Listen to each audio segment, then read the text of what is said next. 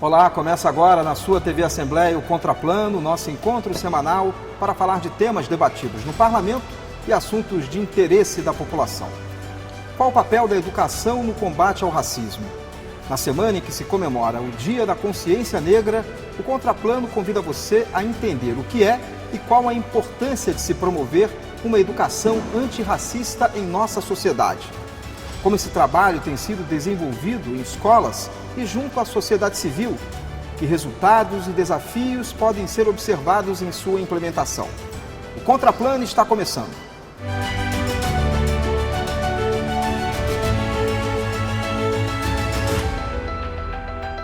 Para construir o programa de hoje, recebemos a representante do curso de licenciatura em Estudos Africanos e Afro-Brasileiro da UFMA, Raquel Reis, e a coordenadora do Núcleo de Diversidade e Relações Étnico-Racial do IEMA, Maitê Souza. Muito obrigado pela presença de vocês. Eu queria, antes da gente entrar na questão da educação antirracista, entender um pouquinho de uma pesquisa que foi realizada esse ano com vocês, em que apontou o seguinte: 8 em cada 10 brasileiros reconhece que há racismo em nosso país. Só que apenas 1 em cada 10 reconhecem que adotam práticas racistas. Essa conta não fecha, né? Algo interessante que nós temos no processo histórico de formação do Brasil, primeiro é interessante porque essa pesquisa demonstra um pensamento inconsciente que existe dentro da sociedade brasileira, que é fruto também das políticas de Estado que nós projetamos para a ideia de nação.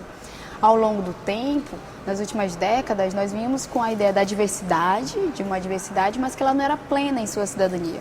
Então, quando nós falamos da concepção de igualdade racial, muitas vezes nós desvalorizávamos a presença realmente e existência enquanto cidadãos da presença da população negra e indígena no país. E é interessante porque, até explicando um pouco mais sobre a questão do índice do IBGE, atualmente as pessoas se reconhecem enquanto negras, porque há 10 anos atrás você não tinha essa presença, essa identificação das pessoas de reconhecerem situações de discriminações raciais e ao mesmo tempo não se identificarem enquanto promovedoras ou ativas nesse sistema, demonstra como a gente ainda precisa debater o que é o racismo, quais são essa categoria e como ela se dá tanto no cotidiano como nas instituições.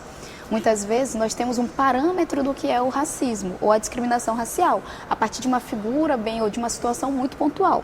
Contudo, o que a gente acaba classificando como racismo estrutural, e aí o ministro ele vem justamente com um debate orgânico, o Silvio de Almeida ele vem debater sobre isso, é como perceber isso no nosso cotidiano. E muitas vezes nós não somos educados para percebermos esses resquícios e assim passarmos a nos reeducar também. Assim como o racismo, o sexismo, o patriarcado, a discriminação, as práticas inclusivas, elas são um processo de educação coletiva da sociedade. Né? Levando em consideração aí o processo de inclusão, nós não nos víamos como uma sociedade que era excludente. Né? Aí, atualmente, nós temos projetos políticos e aí a formação do Estado, e então nós percebemos isso como uma incongruência do que existe. Por isso, inclusive, que debater a educação antirracista ela é tão importante. Como nós vivemos numa sociedade que existe um índice muito grande de discriminações raciais, contudo você não tem uma população racista. É porque nós fomos educados a identificar no nosso cotidiano situações que nós praticamos ou que nós vivenciamos que justamente podem ser enquadradas nessa categoria. Maitê, o Brasil é um país racista? Certo. Da mesma perspectiva que a minha colega começou a introduzir, que é em relação à discussão sobre o racismo estrutural. Entender o racismo estrutural é entender que aquela piada que a gente era acostumada a fazer quando era criança, né? Aquela piada racista, aquela brincadeira, né? Hoje, com o nosso entendimento, a gente consegue entender o quanto mal ela faz, né? Piadas e práticas que elas estão dentro da estrutura da sociedade, que a gente leva como brincadeira, que a gente leva como sempre foi assim, que ainda fortalece toda essa estrutura racista, até com tal, né? Quando a gente vê nos noticiários, ou quando a gente vê dentro de páginas relacionadas a criminais, sempre o perfil negro, e sempre fortalecendo um estereótipo, faz com que toda vez que uma pessoa se passe por uma pessoa negra numa rua, desvie a rua, desvie inconscientemente. É esse inconsciente que está dentro dessa estrutura, dessa questão do racismo mais estrutural. Fiquei refletindo bastante sobre essa questão dessa pesquisa, porque em algum momento da nossa vida a gente também já se pegou fazendo algum tipo de ato racista. E foi um ato inconsciente. E aí a gente para refletir, por que a gente está fazendo isso? Por que eu estou fazendo talvez isso? seja o grande ponto, assim, de reconhecer que existem práticas, muitas vezes, que são inconscientes, mas que fazem parte desse racismo estrutural. Sim. Talvez esse seja um desafio para que as pessoas possam se reconhecer também E daí, possam com isso sim, mudar essa situação. e daí entra mais uma vez o papel da educação, né? Primeiro reconhecemos essa estrutura, reconhecemos essa prática. O que a gente pode fazer para que a gente pare de reproduzir esse tipo de violência, esse tipo de comportamento? Uma coisa é sempre que é importante discutir, é falar, vai ser mimimi, vai ser piada, vai ser jogo. Não é isso. Existem pessoas que elas foram violentadas e sofrem por conta daquela piada, por conta dessa forma desse comportamento, e esse comportamento já matou milhares de pessoas ao longo desses 300 anos de escravidão e que ainda existem diversos respingos na nossa sociedade. A gente parar para reconhecer essas práticas e parar para poder tomar uma medida que venha solucionar, que venha erradicar esse racismo que é tão estrutural da nossa sociedade. E essa educação antirracista, ela, por exemplo, começa na escola? Ou ela está em todos os espaços? Raquel. Que era justamente o que eu iria complementar, né? Quando nós falamos de uma educação antirracista, ela deve funcionar dentro de uma sociedade como um projeto. E aí vem as políticas públicas que vão trazer projetos e propostas que vão impactar em vários âmbitos da sociedade de como fazer esse processo de identificação e reeducação social. A ideia é justamente de como nós temos nesse cotidiano ou em situações específicas, e aí me lembrou o caso atualmente de uma palestra que eu estava dando sobre a presença da Maju Coutinho. Sim. Como que após o século XXI você tem uma indivídua de perfil negro que tem traços negroides, que são ressaltados esses traços dentro de um programa enquanto pioneira, como ela passa a ser rechaçada ali a partir de recebendo vários insultos por mídias sociais, então uma certa resistência de um público numa rede de um programa jornalístico histórico, que já é consagrado dentro do país. Isso demonstrando o quê? A lógica que existe do que a gente chama de racialismo no país, ela se dá em vários meandros. Inclusive, quando a gente tem esses dados, demonstram como nós naturalizamos alguns espaços sociais para esses corpos negros. Sim. E esses espaços sociais não são pioneiros, não são de destaque, ou não são em campos que abarcam a questão da intelectualidade, da produção de conhecimento, ou como um aspecto de referência como centro de cidadania e sujeitos. Então, sim, é interessante pensar que até inclusive agora, no século XXI, e aí fugindo do campo que a gente chama de educacional, a segunda atriz a ser protagonista negra no sistema televisivo foi a Thaís Araújo. E novamente fazendo determinados papéis, né? Fazia um primeiro papel que ela fez foi Chica da Silva. Que foi também a da primeira, né?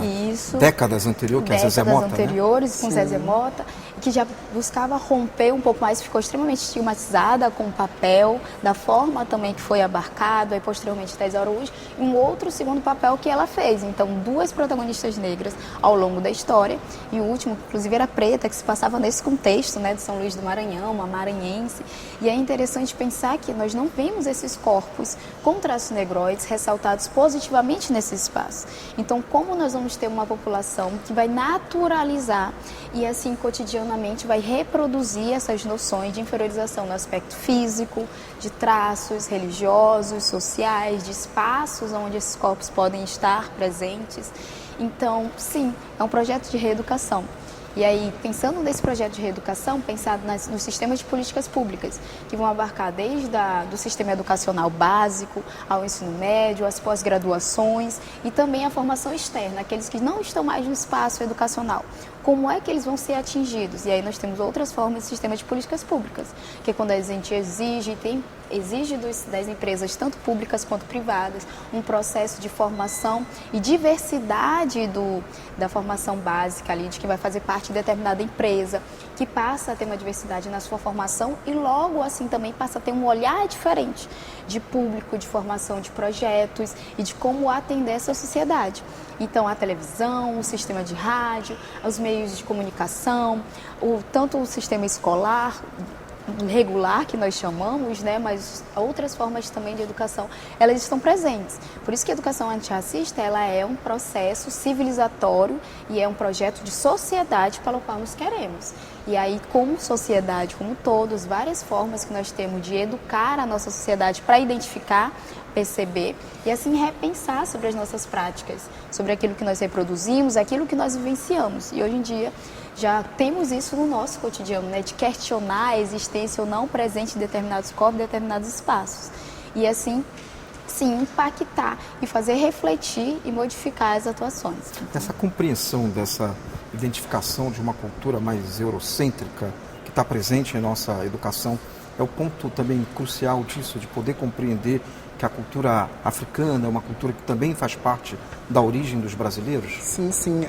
Inclusive, a gente tem uma lei que esse ano fez 20 anos, que é a Lei 10.689, e essa lei, ela se dá a obrigatoriedade do ensino de história e cultura afro-brasileira e africana, justamente porque a sociedade brasileira, além de ser formada com a questão da escravidão indígena e africana, também se deu com a formação intelectual europeia.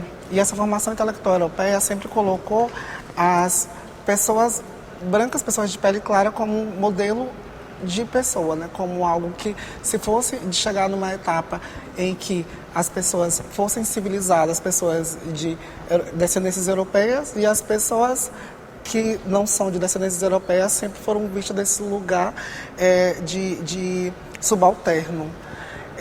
E aí a lei, ela vem justamente para trazer uma filosofia africana, uma etnomatemática, um entendimento ancestral e também um entendimento em que as pessoas de outras cores são seres humanos como as pessoas brancas.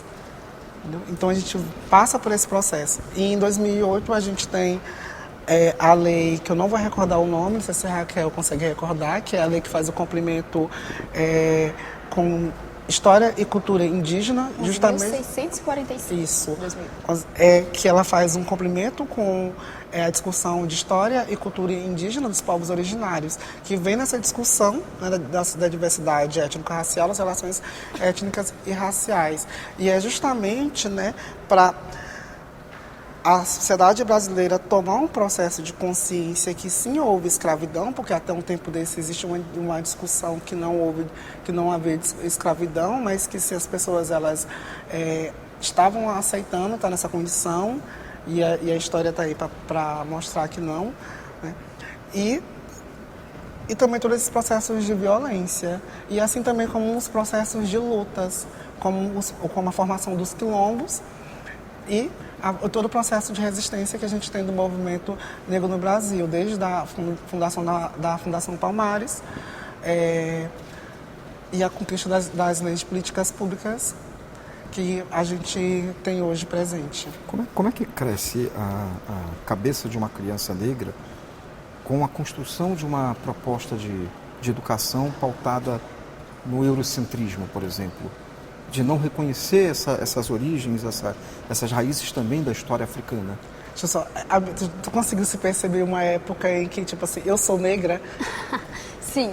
Eu passei por isso na minha adolescência, tipo assim, eu sou negra, sabe? Que é como a gente mergulhasse num mundo em que a gente via a Xuxa na televisão, a gente via a Eliana e a gente via a Angélica, e a gente também estava lendo sobre aqueles corpos belíssimos nas arquiteturas gregas, nas pinturas, tipo assim, e não se reconhece nesse espaço, né?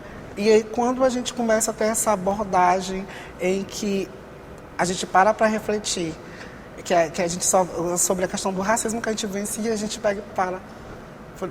Eu sou negra.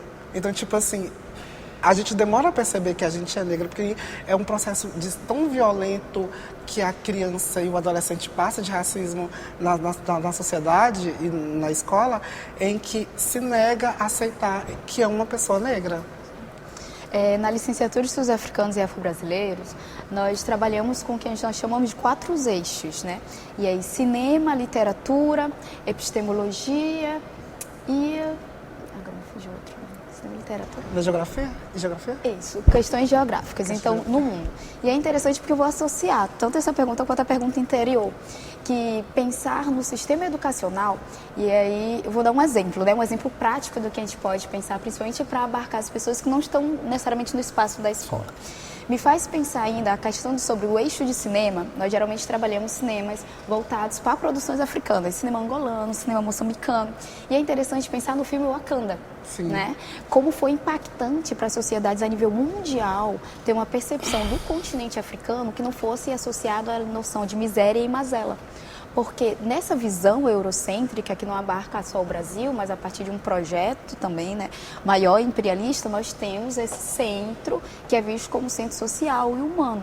E as visões que se tem, percepções tanto antigas como atuais ainda são predominantes sobre o continente africano, é de mazela, de miséria, associados a muito restrita a situação da escravidão.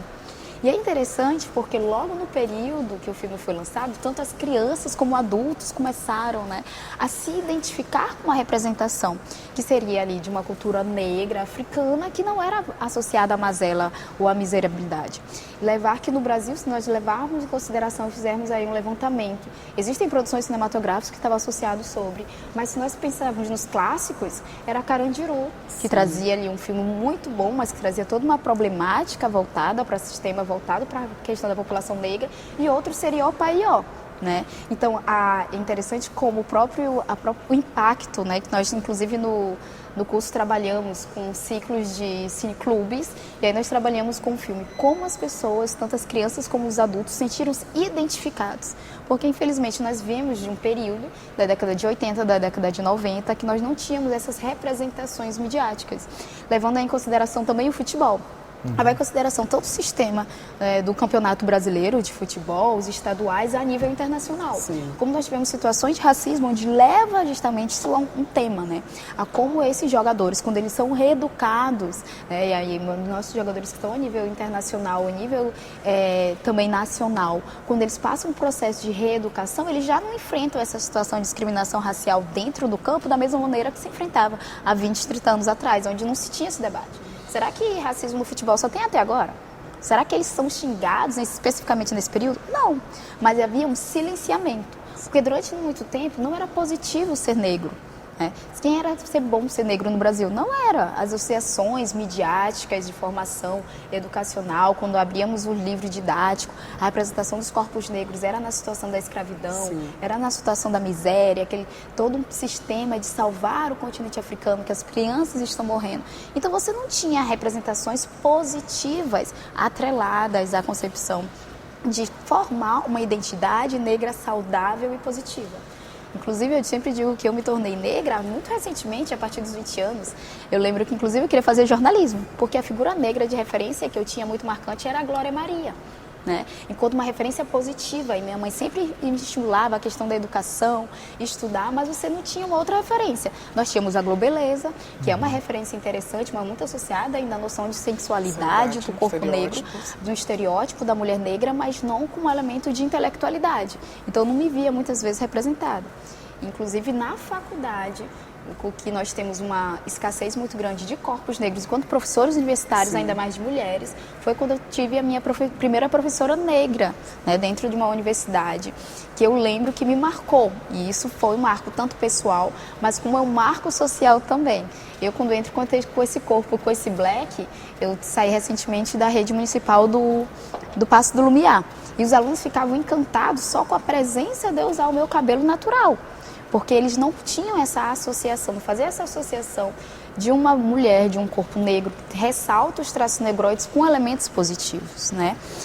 Não no cotidiano ou em outros espaços sociais. Então, as nossas crianças hoje em dia, quando elas partem de uma educação, de um sistema educacional, onde elas vão estar lá na educação básica, no ensino médio, e vão fazer um projeto para ressaltar como o reggae, que agora é considerado patrimônio imaterial pela Unesco. Então, e eles têm essa vivência lá dentro do bairro, dentro da comunidade, ele vai se sentir um sujeito integrado dentro da sociedade. Então, a constituição da identidade dele vai ser positiva e vai ser saudável. Isso é interessante porque quando nós falamos de educação antirracista, nós estamos falando da formação de cidadãos e da qualidade da saúde mental desses cidadãos no futuro. Perfeito. Vamos para o intervalo, para a gente continuar essa conversa. Chegamos ao fim do primeiro bloco do programa Contraplano de hoje. Vamos para um rápido intervalo e na volta continuamos o nosso debate.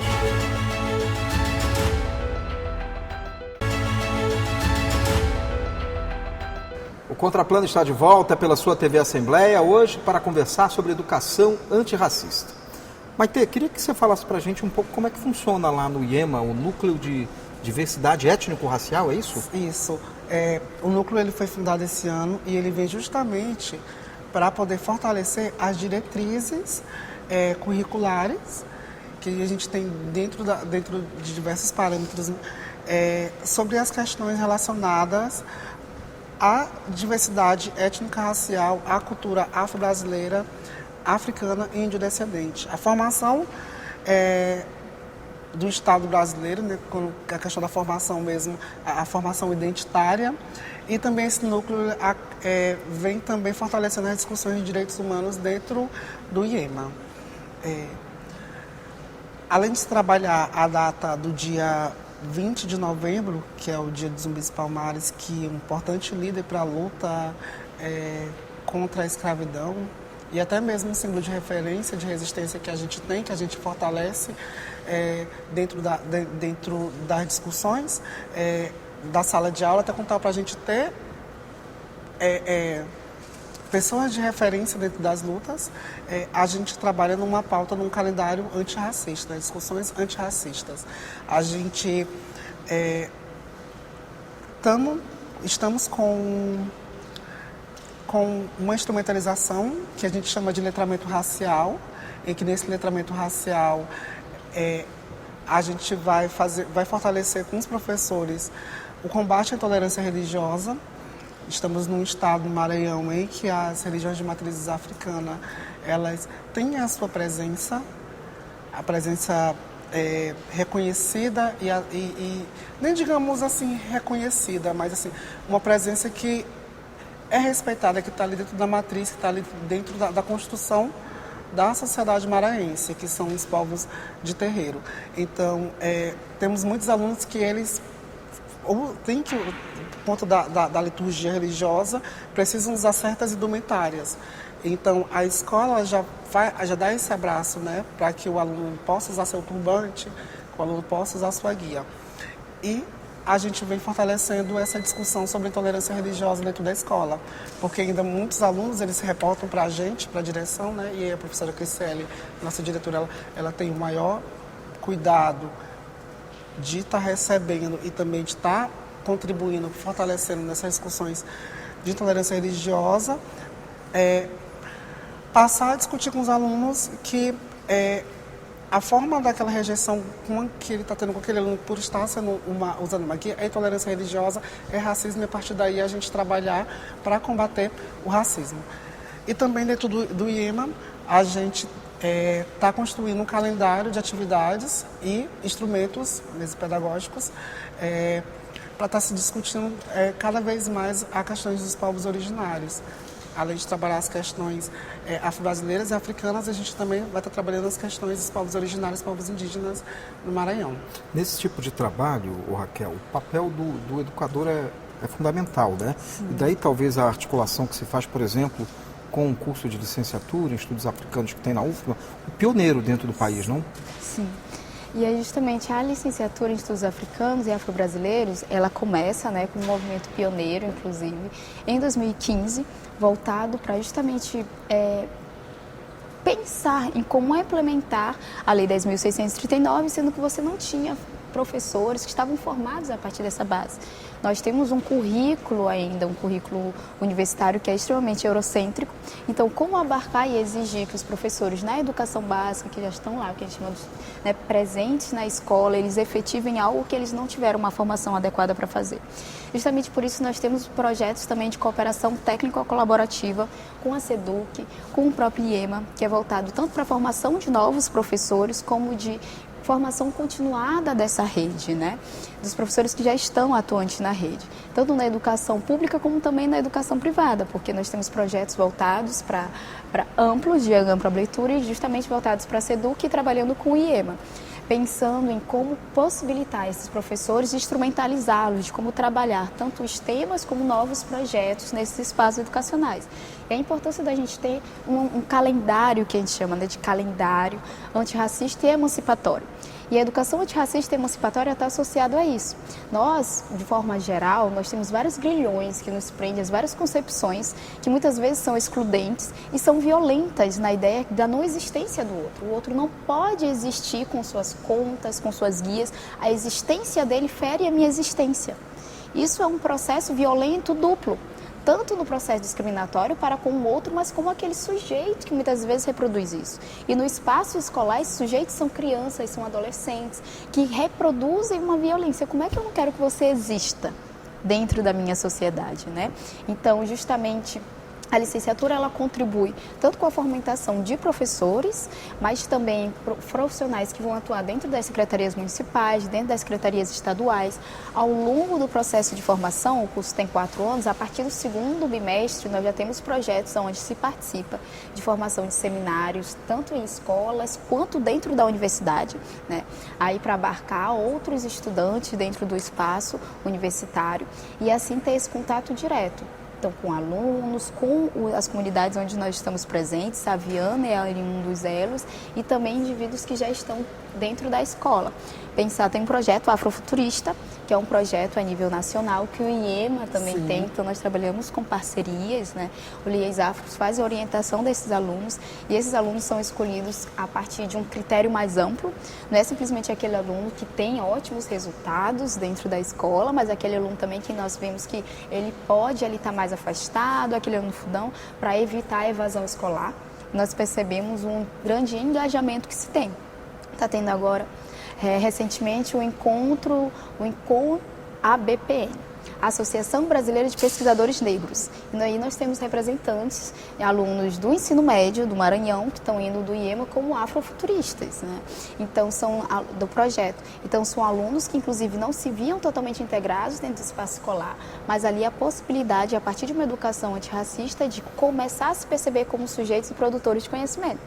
Então, sim, né, a importância da educação antirracista, ela se torna emancipatória, porque todos os sujeitos, passam por um processo de reeducação. E nós mesmos temos que passar constantemente por esse processo de reeducação. Como é que isso faz diferença na vida dessas pessoas, desses alunos? É interessante pensar principalmente o engajamento desses alunos dentro do espaço escolar. Aí nós temos levantamentos, justamente relatórios, e tem um site que é super interessante, que é o Guia 10, né? Atualmente, nós, na LIES Afro, temos mapeamento sobre o sistema educacional e a formação dos professores.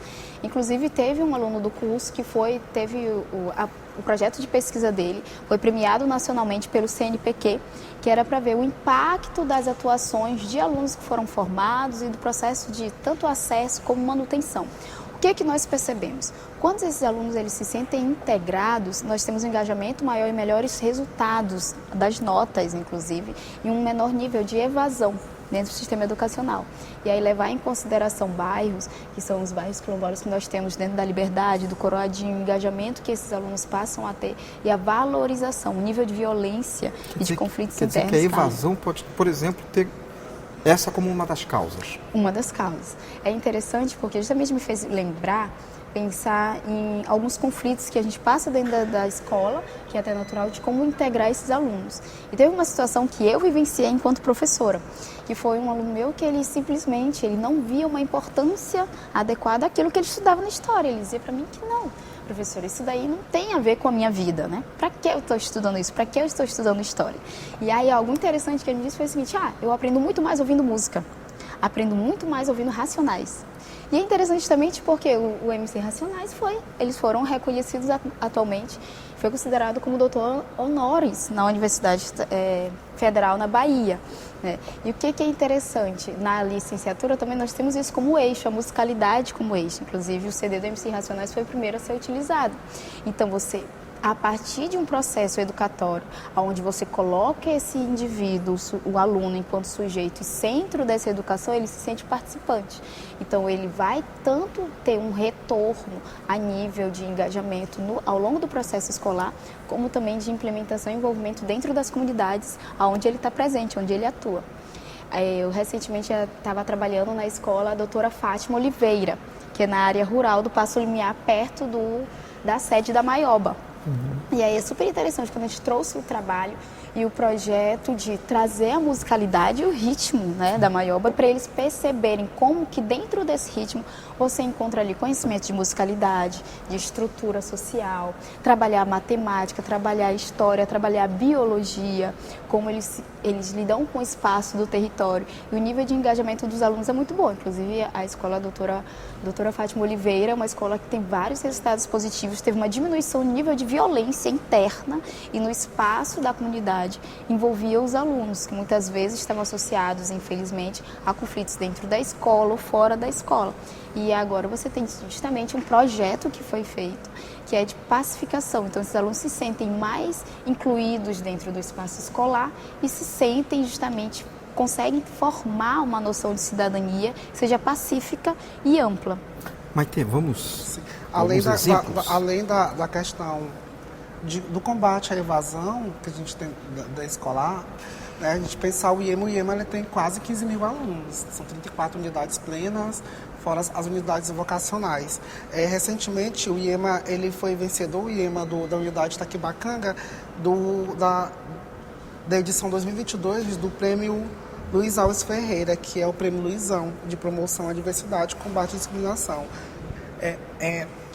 A gente, fortalecendo as atividades de combate ao racismo, a gente consegue, além de conquistar espaço desse como premiação, em que essa questão da competição, essa questão da motivação, acaba motivando mais os alunos a participar, a gente trabalha com que o aluno ele venha se reconhecer enquanto agente do combate ao racismo, agente do combate às discriminações. E o IEMA tem atividades voltadas às questões raciais em diversos níveis de atividades. A gente tem professores de biologia trabalhando as questões racionais voltadas à questão biológica, né? Tanto questões fenótipas quanto as questões relacionadas à questão da saúde, como também o protagonismo de meninas e meninos negros à frente das atividades relacionadas à robóticas e às questões relacionadas à informatização. Temos grupos engajados dentro do IEMA em valorização à cultura material e imaterial, como grupos tanto na unidade dos interiores quanto daqui, que tem grupos de capoeira e grupos de tambor de crioula. Já se trabalha uma questão do tambor de crioula como uma forma de sempre estar rememorando as memórias, trabalhando a partir da questão da memória social. Então, além de se contribuir mais uma vez para a evasão escolar, porque a gente está falando do IEMA, uma escola de tempo integral, os alunos passam 9 horas dos seus dias dentro da sala de aula, da estrutura da escola, não necessariamente da sala de aula. Então, se pensar uma escola em que os alunos se passam 9 horas dos seus dias, mais que nas suas casas de escola, é você tentar minimamente minimizar qualquer tipo de desconforto que o aluno possa sentir para querer sair da escola, né? Querer fazer parte dessa estatística dessa questão da evasão escolar. Então, além da gente ter trabalhos relacionados ao projeto de vida, em que a gente coloca os alunos para se pensar, para estruturar, começar a pensar a vida saindo da escola, saindo do ensino médio, a gente tem todos esses trabalhos de socioemocional e um socioemocional e também uma acolhida relacionadas ao combate às discriminações dentro da instituição. Perfeito. A gente vai para mais um intervalo e na volta o último bloco do programa Contraplano de hoje.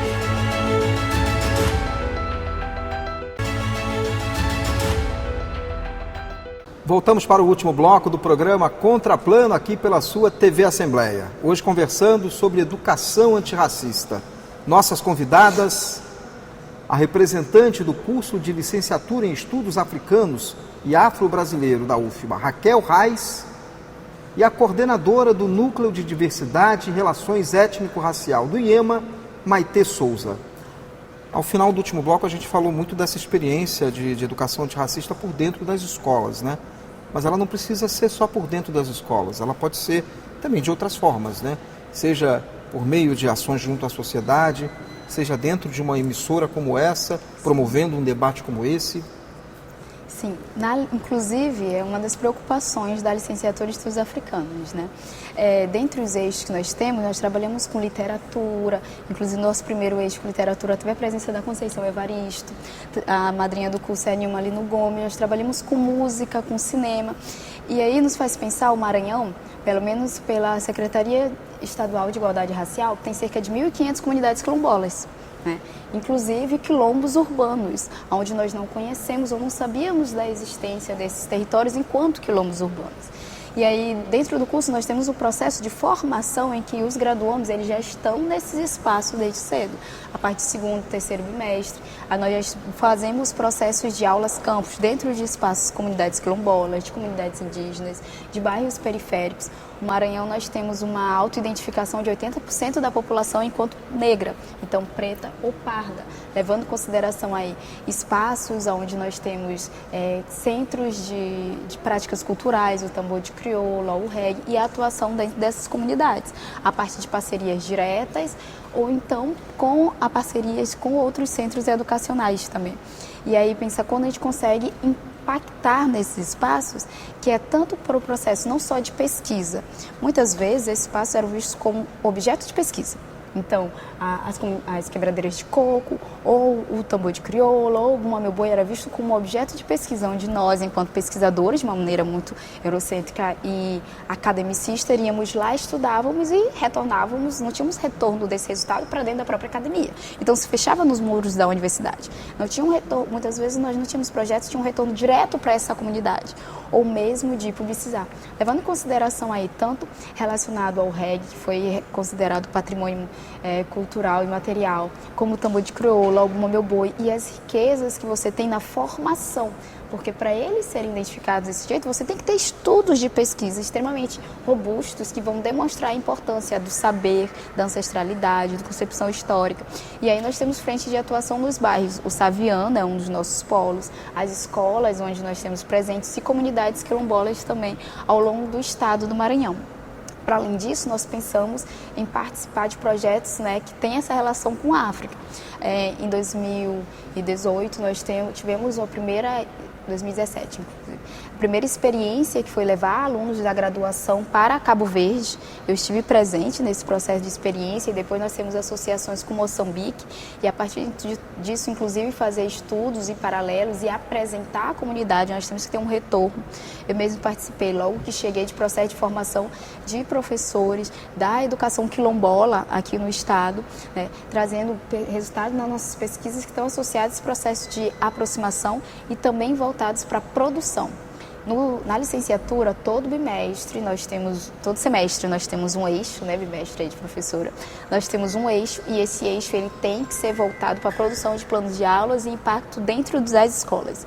E aí nós temos as escolas parceiras, que geralmente são os IEMAs, onde nós aplicamos esses projetos. Então, os alunos de graduação, independentemente do período em que eles estejam, eles têm que aplicar dentro da escola esse projeto. Nós fazemos a apresentação, um debate sobre os planos de aula, os projetos, e posteriormente nós temos a efetivação dentro das comunidades. O Alcântara, um dos nossos polos, o Bairro da Liberdade, a Jordoa, então Saviano, então processos de atuação. Tanto os que estamos próximos, como também os próprios graduandos acabam levando isso para dentro dos seus territórios, né? Eu sou fruto ali da região do Anil, então eu tive a possibilidade de levar um dos projetos que eu criei na graduação para dentro da escola do ensino municipal básico, onde eu fui criada, perto do Sintra. Então, o Savale, então você tem essa possibilidade efetivamente, não só no período de estágio, mas no período de toda a formação, conseguir ter esse impacto dentro da comunidade diretamente com os discentes e também com os docentes das instituições. Para o IEMA tem algum tipo de relação nesse sentido com a comunidade? A coordenação de diversidade étnico-racial é uma coordenação que ela é mais recente, né? Mas o IEMA, dentro de sua estrutura, sempre tem uma troca com suas comunidades que têm essas unidades plenas. Convidamos os grupos de manifestações culturais locais a conhecer a comunidade, né, e ter essa troca de experiência. Nas nossas disciplinas de projeto de vidas, ou disciplinas que elas são optativas, hora ou outra sempre tem um professor que está trabalhando com a cultura local, com a preservação ou com a memória do bairro mesmo, local? do bairro local, assim, convidando a escola a estar mais presente nas ruas e trazer os grupos para dentro das instituições, né? Com apresentações ou com rodas de conversa que possam fazer essa troca ou essa experiência. E é uma coisa interessante que, hora e outra, sempre nesses debates, sempre tem um aluno que fala: a minha avó dançava tambor de crioula. Eu sempre tive vergonha de dizer isso, tem uns que falam, mas a escola está vindo aqui trazendo uma senhora, eu posso trazer minha avó também? Já teve aluno que veio e falou: posso trazer minha avó também para o pessoal conhecer, o pessoal ver como é que tá? A gente pode conhecer a nossa comunidade. Os alunos fazem essa troca, essa questão de mostrar a comunidade. Temos alunos da Liberdade, que eles sempre vêm e conversam, alunos que estão na unidade do bairro de Fátima, que falam: a minha comunidade tem um circuito cultural, em que a gente passa pelas ruas e a gente conta a nossa luta e resistência, a nossa história. Então, tem alunos que daquela unidade não conhecem o bairro da Liberdade, mas aí, com uma troca com esse outro aluno, acaba conhecendo a realidade local do seu colega. E outra coisa também, nas nossas atividades, quando a gente leva os estudantes para uma atividade mais externa, sempre tem pais que querem participar, acompanhar, até mesmo por um cuidado com o seu filho, né, com sua filha. E acaba participando das atividades, né? Acaba estando ali presente, vendo, fortalecendo. Agora, nesse mês de novembro, a gente teve o primeiro encontro de professores de arte do IEMA. E o tema foi relacionado à representatividade juvenil nas relações étnico-raciais no espaço da arte. Então, a gente trouxe trabalhos de professores e de alunos na perspectiva artística, mas que viesse fortalecer essa questão da diversidade étnico-racial. E dentro desse evento, além da presença da comunidade escolar, tinha pais que estavam ali no ver o que seus filhos produziram, que estava lá exposto. Você deu o exemplo do tambor de crioula. Isso faz com que ele reconheça e talvez até ajude a manter essa tradição viva, né? Porque o que a gente percebe muitas vezes é que os brincantes estão ficando mais idosos e essa tradição ela não é mantida pelas gerações mais jovens. À medida que ela reconhecer aquilo como um elemento da sua identidade, pode ser que surjam novos componentes, né? Talvez esse seja um caminho também. Para proteger a memória, para salvaguardar e até mesmo para reconhecer, né? Reconhecer e fortalecer a tradição, porque conforme vai se passando os períodos, né, e os avanços tecnológicos também, às vezes alguns jovens, algumas gerações acabam não dando tanta importância para uma manifestação cultural local. Pode ter vivenciado na infância, mas quando começa a chegar a adolescência acaba não preservando aquele tipo de manifestação. E aí dentro do IEMA a gente provoca, né, essa discussão que a gente chama de memória social, né, que é as memórias que são construídas no coletivo. O que essa comunidade tem que você possa apresentar aqui pra gente? Se ele não dança com a tecnologia em mão, ele pode fazer um registro, por exemplo, daquela tradição? Daquela tradição, sim. E aí interessante a importância da formação dos professores quanto a isso, né? Este ano, a licenciatura de Estudos Africanos recebeu o prêmio de melhor guia de profissões, que na UFMA a gente faz uma apresentação dos cursos, né, de graduação para alunos do ensino médio, e vários alunos do IEM estiveram presentes, e foi escolhida como a melhor, que melhor representou, e também nós ganhamos por indicação de guia de faculdade do Estadão, com um curso que promove professores qualificados e engajados organicamente, né? Excepcionais nesse processo de formação, porque isso também se dá pelo olhar do profissional. Então, o docente, quando ele é capacitado para identificar isso, como ele consegue fazer com que esse sistema educacional ele seja significativo para o aluno. E aí me faz lembrar um dos nossos graduados já, que é o professor Nando Marley, que ele trabalha com a capoeira dentro da comunidade, com o processo de inclusão e no espaço escolar. Tanto no curso também nós temos o professor Rosenberg, Estrela e o professor Carlos Benedito, que justamente estudou o reggae. Sim, O professor Carlão estudou o reggae. reggae em São Luís, né? Na Jamaica brasileira, como é que se dá. E é interessante quando o profissional, o docente, ele é capacitado para identificar isso. Quando ele leva isso, inclusive, para o aluno fica... Mas, então, aquela música que eu escuto, aquele hip hop, aquela música eletrônica, tem associado a isso, é um elemento de produção de conhecimento.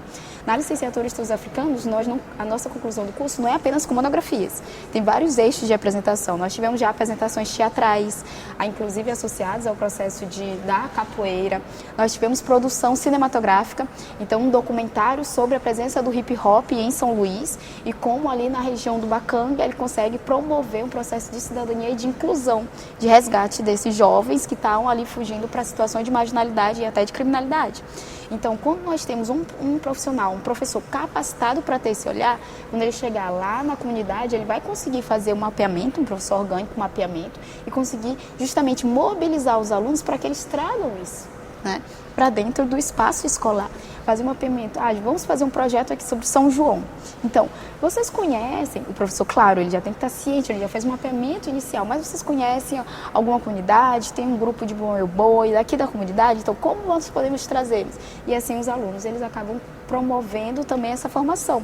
E isso sim, eles se tornam um sujeito orgânico e isso se torna uma educação, tanto a educação antirracista como emancipatória, né? Então, esse eixo de promover dentro da comunidade e ver como trazer esse retorno para a comunidade existente, onde ele está fazendo parte, onde ele se torna engajado e aí sim ele se identifica com o território, com as práticas culturais daquele território. Bom, a gente está chegando já na reta final do programa, tem muito assunto ainda que a gente acabou não abordando, mas eu queria que a gente pudesse, assim, quais são os maiores desafios, então, para essa implementação de uma educação antirracista? O que vocês veem como desafio? Eu até, conversando com a Raquel antes de gravar, eu falava assim, as gerações mais velhas, né? Porque, por exemplo, a gente deu muitos exemplos que alcançam as gerações mais jovens, né? Que de repente pode ser mais alcançado por essa educação antirracista. Mas atingir as gerações mais velhas, com mais de 30, 40 anos, é um dos desafios. Que desafios vocês observam assim, que são mais pertinentes para que se desenvolva mais essa educação antirracista? Dentro do IEMA, a gente tem uma preocupação em fortalecer esse instrumental que a gente chama de letramento racial, né? Como a gente tem um apoio tanto de equipe da SEDUC quanto da licenciatura de Estudos Africanos, a gente criar um guia, um manual, né? A palavra certa é um instrumental mesmo e um processo de capacitação, inicialmente com nossos professores. Entender e trabalhar as questões étnico-raciais para além do que se pensa, do que se coloca no mês de novembro. Porque muitos desses não passaram, por exemplo, pelos cursos de licenciatura, não passaram, né? Por esses cursos, não passaram por essa discussão. A gente tem professor, porque o que a gente vê de fortalecimento da implementação da Lei 10.639, a Raquel pode até me corrigir, é nesse período de 2010, 2013, a lei é de 2003. Mas esse período de 2010 a 2014 foi onde que se teve uma preocupação em que o Ministério da Educação se pediu para que as escolas apresentassem as propostas, né, esse calendário de atuação e de trabalho e até mesmo fortalecendo a obrigatoriedade da lei, do conteúdo da lei. Então, é esse primeiro passo que a gente está fazendo, que é esse processo de letramento racial, de voltar-se a falar mais uma vez, para alguns vai ser a primeira vez, né? A importância de se discutir esses temas dentro da sala de aula e até contava a gente trabalhar essa perspectiva da formação da sociedade brasileira identitária. A nossa identidade originária dos povos indígenas, africana, afro-brasileira, para além mesmo das discussões que a gente tem sobre a formação do mundo, sobre a cultura europeia. Então, a gente está passando por esse processo e até contar, trabalhar com coisas que são específicas da cultura maranhense, né? O que é o tambor de mina? O que é a festa do Divino Espírito Santo? Em que tantos alunos são envolvidos nessas comunidades? Raquel, a gente tem pouquinho tempo, 1 minuto para você. Tá, sobre isso aqui, posso pensar alguns segundos? Pode. Ok. Tá. Então, vou começar. Creio que, não só eu, mas a neurociência, enquanto estivermos vivos, nós somos capazes de construir, desconstruir e reconstruir pensamentos, né? Enquanto seres humanos, nós temos essa capacidade, nosso cérebro é incrível. E é interessante perceber, e por isso que a licenciatura, você procura eixos, a cinematografia, a literatura, a produção cultural. A Lei 10.639, ela não é apenas restrita a estudos de história ou apenas das licenciaturas, ela é ampla. Por isso que a necessidade também é você ampliar para os meios de comunicação, para os meios de exatas, das áreas de saúde.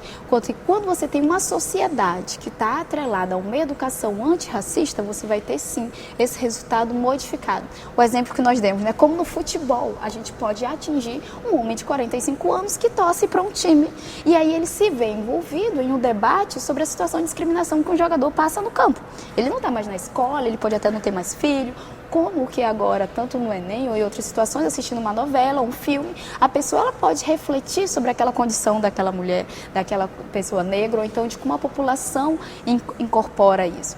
É interessante pensar até mesmo como os meios de comunicação já estão abrindo espaços para programas onde vem trazendo debate, tanto da luta antirracista, como de protagonismo dos corpos e da presença e da produção de conhecimento da população negra e da população indígena também. E isso traz um impacto no resultado da população de maneira em geral, como vai consumir cinema, a literatura, a telenovela, os jornais, o podcast. Nós somos seres orgânicos constantemente. O Maranhão, inclusive agora no IBGE, foi identificado como um dos estados com a maior quantidade de centenários do país. Então, para além de termos centenários, essas populações elas estão vivendo, elas estão na área rural, elas produzem, elas assistem, elas voltam, elas conversam, elas estão integradas, inclusive, nos meios agora tecnológicos, e elas são atingidas por esse debate. Elas repensam a partir das suas vivências e das vivências das novas gerações que estão com elas. Inclusive, nós somos frutos desses indivíduos. Eu sou fruto de uma luta que começou com a minha mãe, que veio para São Luís com 8 anos de idade para ser empregada doméstica, né? Naquele sentido, vou para São Luís para estudar. Mas nós sabemos muito bem o contexto. E ela, repensando sobre a condição de vida dela, estabeleceu que ela não queria isso para as filhas. E aí busca novos resultados e a educação como esse meio. Mas constantemente ela é atingida por isso, né? Pelos vários meios que nós temos na luta de formação de uma sociedade antirracista, que não se limita apenas nas licenciaturas, mas tem que ser um projeto dos sistemas universitários e das políticas públicas de maneira em geral. Raquel, Maitê, muito obrigado pela participação no programa. Chegamos ao fim do Contraplano de hoje. Você pode assistir a reprise dessa edição em nossa programação ou em nosso canal do YouTube. Até a próxima semana com mais um Contraplano.